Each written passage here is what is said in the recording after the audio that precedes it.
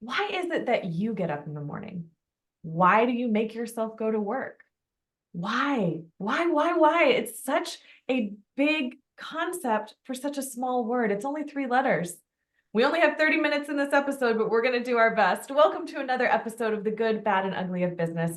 I'm your host, Catryn Becker, and it is my immense honor and pleasure to talk to so many incredible people to figure out what they've learned in their life and career that has made them so successful. Because behind every successful person, there are failures, there are wrong turns, there are places where we're spinning our wheels because we got stuck, but all of these guests have made it through. And if you're feeling like any of those situations, then keep listening because this is exactly where you need to be. My guest today has so much incredible backstory. We've had so much fun before we even started recording. Can't wait to bring that fun energy to you as well. Her name is Anita Henderson, and she's the founder and president of The Right Image Consulting, where she is your author midwife, helping you to bring your stories and dreams to the page, bringing you that legacy that every one of us so richly deserves. Anita, welcome to the show. Catryn, that was great. Good to be here. Good to be here. Thanks. Absolutely. I am so glad to have you. I mean, so just to kind of bring in the listeners a little bit, we have a little pre-talk ahead of time about, what's kind of on each of our hearts to talk about in our time together. And when we hit on the why, you really lit up. So of course we have to dig into that. But before we do, tell everyone a little bit more what you do with Right Image Consulting. Well, I am the author's midwife. I am an author coach, and I guide professional C-suite executives and seasoned entrepreneurs through the process to write, publish, and leverage their books that they use for business. So they're using book publishing as a marketing strategy, and I and my team help them through every aspect of that, from content creation to editing to design and marketing and the whole 9 yards. So from concept to completion, we help them get it done so that they can realize bestseller status, award-winning status, get paid more to speak, get more clients, whatever their goals are. And I absolutely love it. I mean, it's for those of listening who haven't written a book yet, and those who maybe have just done one or two. It's a huge thing, and I don't know if it's just from school and being forced to write about things we don't want to write about, and being judged and graded on like, oh, this sentence structure or whatever. But it seems like it's this like big boulder, at least it was for me writing my first book.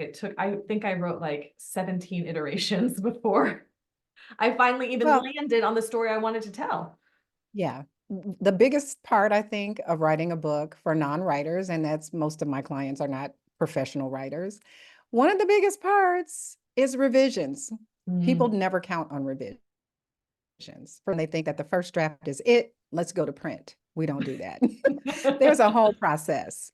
And typically, our process at Write Your Life takes about 9 to 12 months, Mm. which, with everything I mentioned in terms of writing and revisions and editing and all of that, is really not bad at all. When you think about the fact that a lot of my clients come to me and say, Anita, I've been trying to write my book for 5 years. And I tell them, 5 years, really? Okay, I got you. Within a year, by this time next year, you will be a published author. Mm. So it's revisions that are the huge part of it. But then, of course, you have to start from the right point. You have to have some strategy when you approach book writing. You don't just jump into it and say, oh, I'm an expert at XYZ. That's what I'm going to write my book about. And you just take off writing. I mean, there's some stuff that goes into it. You need to know who you're writing for. Who's your ideal reader? Yeah. You need to know what they should get out of the book. You need to know why, speaking of your why you're writing the book in the first place. What do you want to get out of it?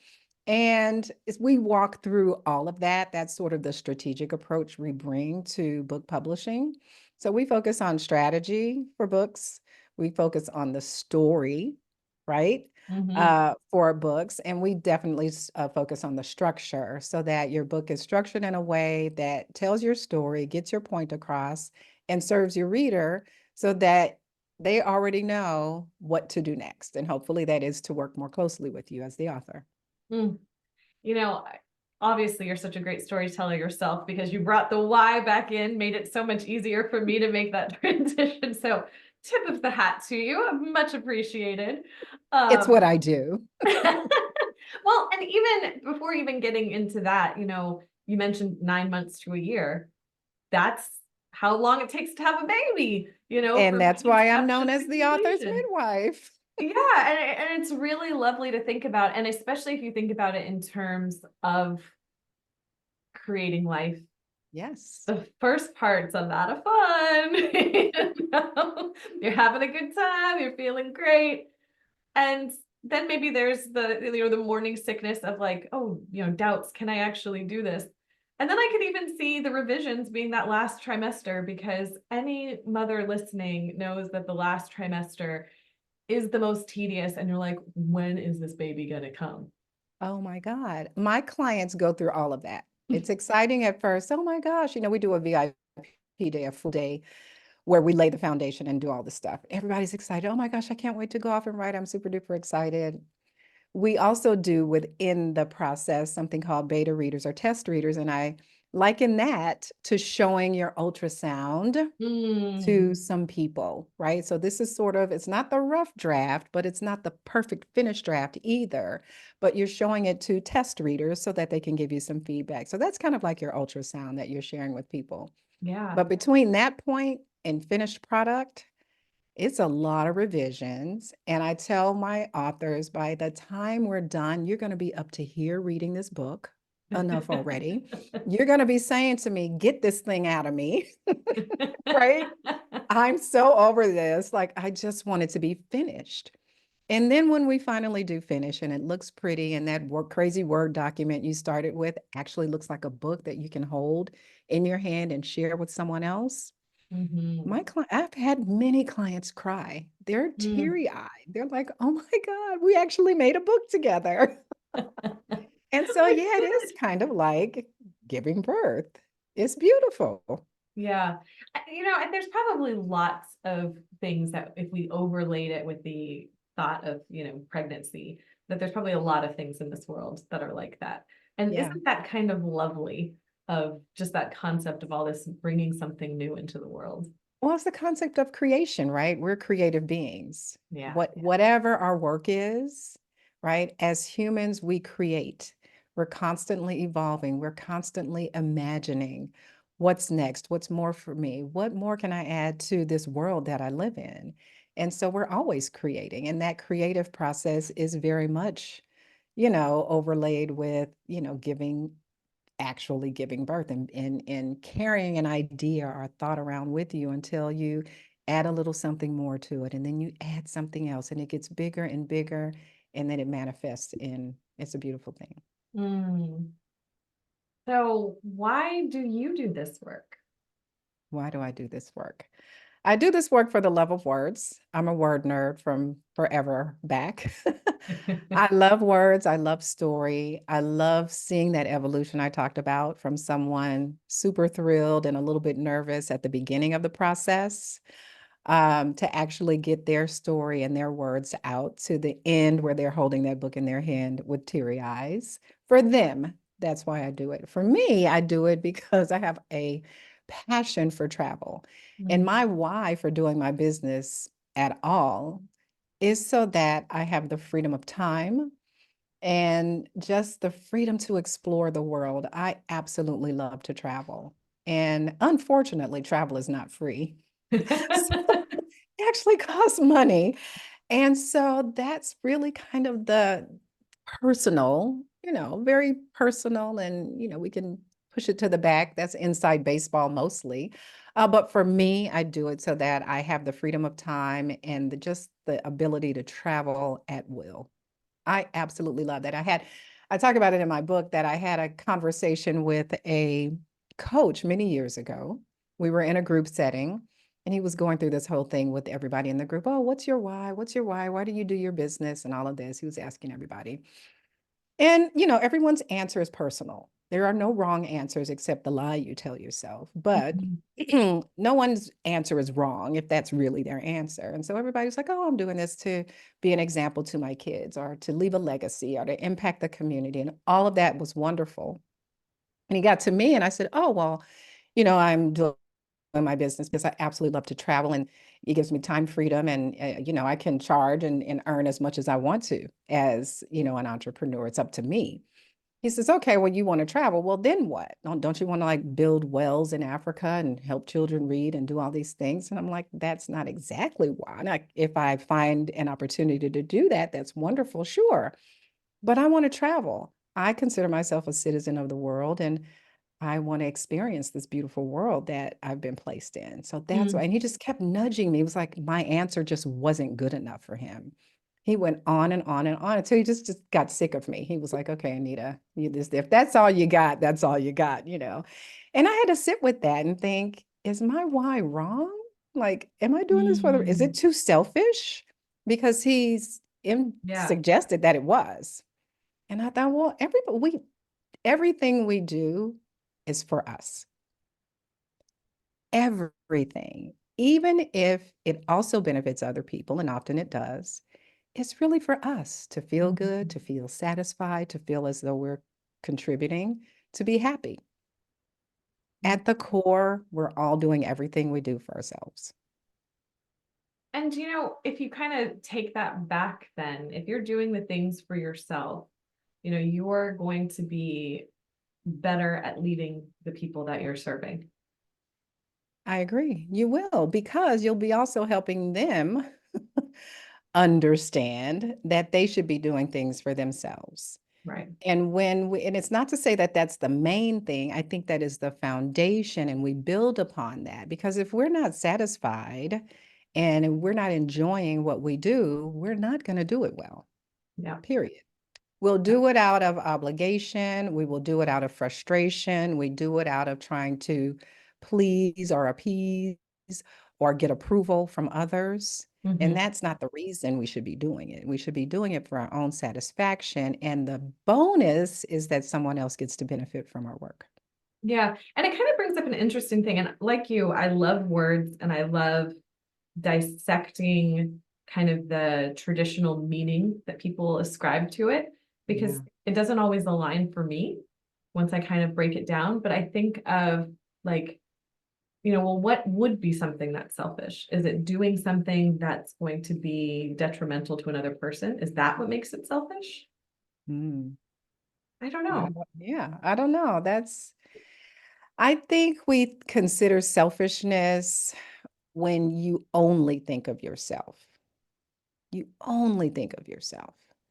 I think because we live in a world where there are other people, 9 times out of 10, if not 10 times out of 10, our efforts and our actions affect someone else. Mm, It doesn't have to be in a negative way. sure. So we have to keep that in mind, right? The words that we speak. Someone's listening. So you have to, in some way, keep that in appropriate things to say Yeah. and behaviors. Yeah. So I think we get saddled with this concept of selfishness. Um, from a societal perspective, when we do put ourselves first, right? Which doesn't mean we don't care about other people. It's Right. just that some of us understand that we really are doing this for ourselves. It goes back to the common reference to your airplane, things like put your mask on first before you help someone else. You're better able to help others when you've got that oxygen on your own face, Yeah. And right? how interesting is that they have to tell us that over and over and over again? It's not Right. a And message we can hit just once. no, it's not. And some of it, you can think about the good reason why they have to tell us that is because sometimes our human nature immediately goes to helping others. Let me help you put your mask on first, not thinking that, oh my gosh, and then I'm running out of oxygen. I can't even really assist you properly because I'm about to pass out. Right. So when we put ourselves in a position that we have met all of our own needs, we're better able to help others and be a huge contributor to society in general. Mm. I not again, not that anyone's why is wrong, but I think I resonate with yours so much because it is kind of at your core. Whereas, I've been in different situations where there've been activities of like, what's your why? And, I've got kids, I've got a husband, but they're not my why. I love them no matter what. That's never going to change, but that's not good. What's going to make me wake up in the morning to do a specific thing. Yes, agreed, right? You choose your thing because it satisfies you.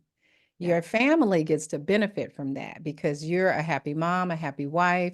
You have some wins that you can say, hey, I did this today. Or I had a great podcast interview, or whatever it was you did that was great. They get to see you be enthusiastic and passionate about what you do. That's sort of the vapors that they get to feel. But you do what you do because it satisfies you. And it doesn't, it just, as you said, with the vapors that the kids pick up on it. I had a conversation. My daughter is 10 and she's going to be in her last year of elementary school. And we mentioned something, we were just having some random conversation about standing out. And I was like, do you think that's a good thing? And she's like, no. I was like, really? Why not? And she went into this whole very eloquent speech about how at this stage in her life, she needs to fit in because she doesn't want to be picked on. Mm. And how she's kind of adapting. And I felt like I love that she felt comfortable enough to say it, first of all, and had the words to say it, to express herself. Yeah. And I think if I wasn't living my truth and I wasn't being able to speak out, she wouldn't. Maybe she would, maybe she wouldn't. But in that moment, it felt like this is, a really, it goes both ways. It's very symbiotic between. Good for um, her. That's big girl stuff. oh, That's I know. big I girl was, stuff. I was so proud. It's like, yes, that's my girl. Yeah, just to realize that at this point in my life, I want this. I know, Mom, you've taught me that, I should, you know, be my own person and da da da da da. But I feel like I'm moving into this, like I want to fit in with everybody else kind of phase right now. And let her Yeah. know it's a phase. There will Yeah. be a time when she won't want to fit in. Yeah. And I was like, I support you. I support you in that. Um, Mhm.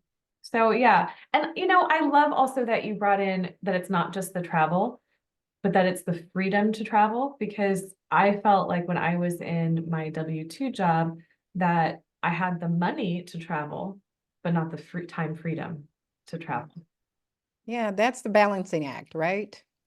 Whatever it is you want to do, in life or experience or have, it usually costs money. That's the world we live in. And there is this sort of spectrum, like we have the time, but not the money, or we have the money and not the time. Yeah. And entrepreneurship for me has been the opportunity to have both. I worked corporate, and in the 27 years I've been in business, I've been in back to corporate twice and then out again when I finally realized I was a square peg trying to fit myself into a round hole. Um, and it was a drag to get 2 weeks of vacation. Like, are you kidding me? That's one trip. Right. Like, I can't live on 2 weeks vacation. That's not enough for me. Yeah, I had the money at the time. Sure, I had a consistent, salary and that kind of thing. But when I realized that the freedom of being my own boss, pricing my own services, deciding who I get to work with, choosing my clients well, and understanding that I can charge as much as I want to, as long as I'm adding value to my clients and that they get out of their engagement with me what they expect. Mm. Sky's the limit. So, my last corporate job, I had to decide that I was retiring from corporate because years prior, I was like, oh, well, if this entrepreneur thing, if this business thing doesn't work out, I can always go back and get a job. That was sort of my safety net, which, what was I thinking? Um,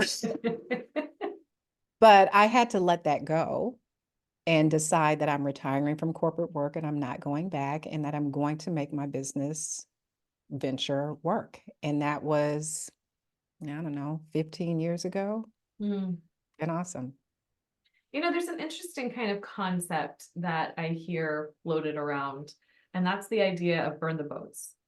Mm, And I hear both sides of this, um, conversation, and I can see both ways. And so for those people who listening who not familiar with the concept, it's basically there was an army, I think in Greece, that came to this island, and the captain burned the boats down because the only way to succeed was to, overcome the other force.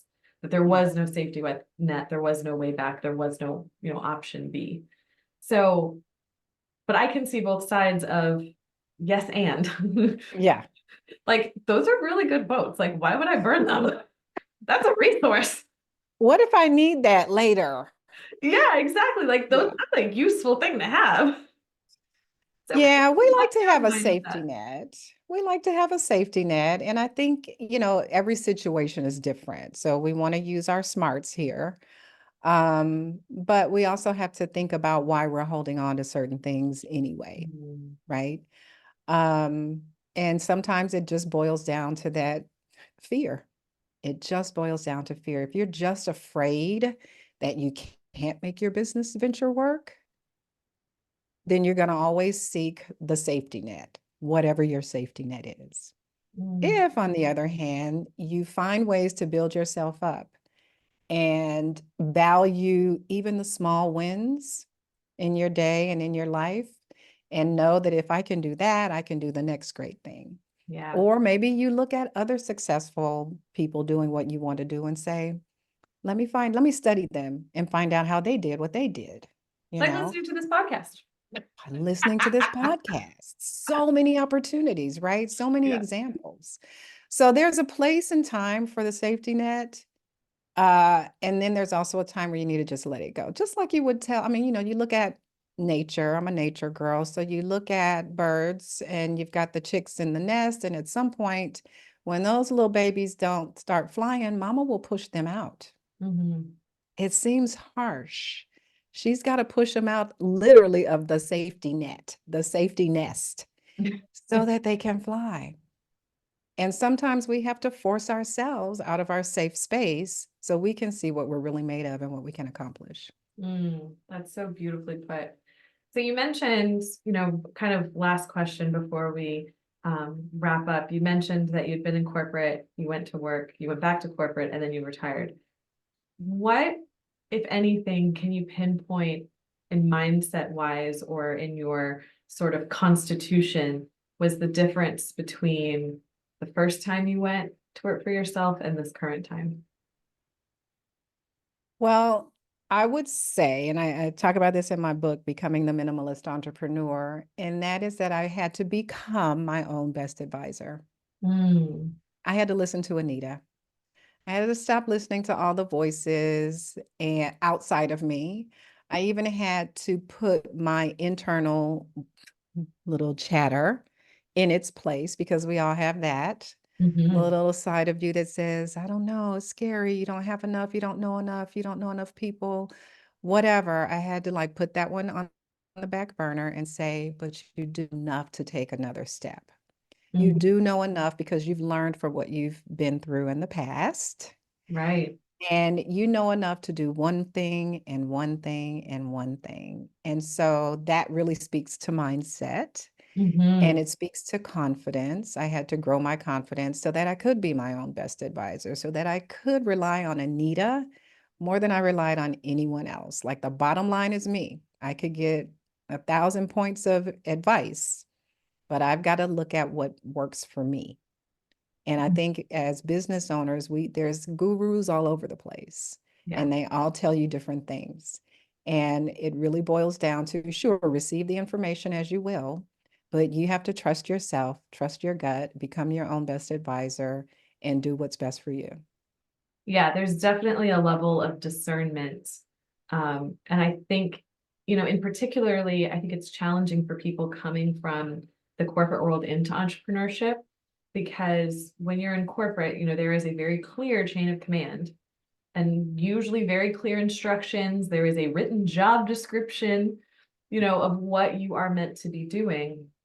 And so I think it can be very challenging once you leave that and all of a sudden, there's so many different voices coming at you and Yeah. we've kind of been trained or programmed to listen to them. Like, okay, well, they're above me in the, perceived chain of command. They've done this longer. They're making more money. They're more successful, whatever it is, I need to listen. And then someone else comes and they're like, oh, that's not exactly what this person, what? How do I do both? It's confusing. Yeah, yeah. And sometimes you try things. Look, I've tried all the things, right? I've done the funnels, I've had a membership group, I've had an online course, I've had a business partnership. I had two other business partners years ago in a different venture. I've hosted a podcast, I've done an internet TV show. Like I've done all the things. And it was good for me that I tried it, right? It was good that Yeah. I was afflicted. It's good that I tried those things. If for no other reason than to know that I don't have to do them all and I don't have to do them all at the same time, and that some of them just are not for me. Mm, yeah, that's so beautiful. I could talk to you for ages. I really, really enjoy your energy and your wisdom, and just there's a level of calmness that you bring, which I guess being the author midwife, you don't want your midwife to be chaotic. No, you don't. So It's been a thank pleasure, you. Catryn. Thanks for having me. Oh my gosh. I mean, thank you for just, sharing all of this with all of us. I really, really appreciate it. Before we wrap up, just can you please share what are the kind of the ideal clients that you work with? What are some of the commonalities that they have, since you do have the freedom to be choosy with who you, Oh, what do you look for? oh, I love my clients. They are super smart people. They have typically an established brand or business. They are C-suite executives, and usually on those in the professional space, they are looking at retirement within about 5 years. Mhm. And they want to get that book written now before they retire. For my entrepreneurial clients, they have been in their business for several years, I would say at least 5 years. They've developed and established something, a process, a system, a methodology, an approach, and they want to share that with the world. Mm. Um, they're smart, they know their stuff, and I like them just a little bit intimidated about the writing process because that's where I come in. And I want them to trust me because I know my stuff and I've got a Yeah. great system to get them an amazing book. So they're excited and they're ready. They're committed to finishing what they start. And when we do finish, it is always incredible. Mm. Well, you guys heard it here. If you feel like you fit into one of those categories, definitely reach out to Anita. How is the best way that they can do that? Well, you can find me on LinkedIn. I absolutely hang out there all the time. Or you can visit my website, writeyourlife.net. And we can talk, schedule a book strategy session with me, and we'll see what you got, what your ideas are. Book the book strategy. There you go. I will have all of those links in the show description as well. So for those of you who are listening or watching, please just scroll down so that you can find those links and connect with Anita. Anita, thank you so very much. My pleasure. Thanks, Catryn. And to the listeners, I'd love to hear what your takeaways are from this episode. For me, it's that the answers are already within you, and it's about how we connect deeply within ourselves, and then we're able to connect with the outer world and have people like Anita in our lives to help bring what we have learned from that inner to the outer. Thank you so much for being here. Until next time, take care, everyone.